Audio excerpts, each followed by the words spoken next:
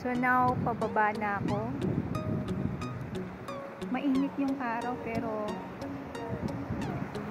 mahangin. Na ito, gulo-gulo na nga ang buhok ko. Okay, makikita nyo may mga tourist doon. Naliligo.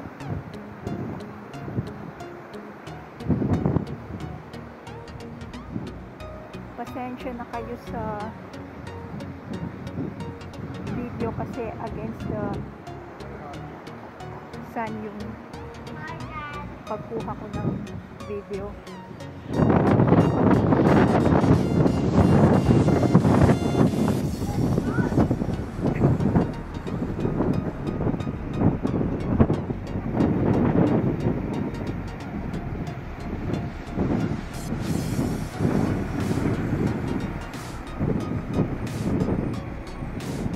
Now, pabalik na ako sa sasakyan.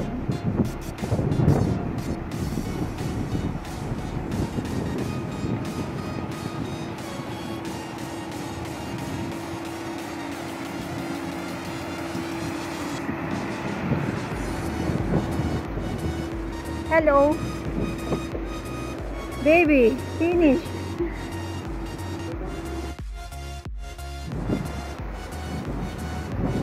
Andito kami ngayon sa Ortigia.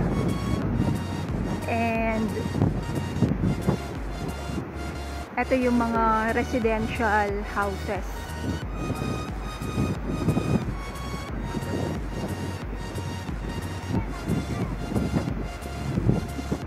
And dito ay may beach. Actually, hindi mo siya masasabing beach kasi hindi siya flat eh. Yung walang sand. Puro bato-bato. And since patapos na kasi yung summer dito sa Italy, so nagta-take advantage yung mga Italian na maligo sa dagat. So kung mapapansin ninyo, walang sand, meron lang structure dyan na made of metal and wood. And nandyan yung mga tourists or maybe resident dito sa Ortigia na naliligo.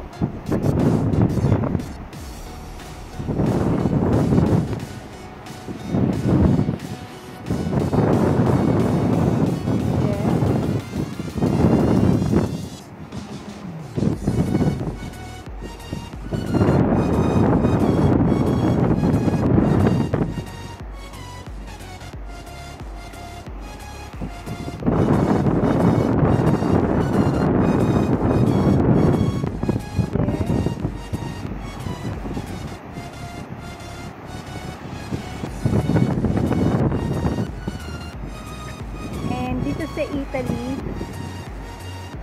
laganap din ng vandalism as you can see.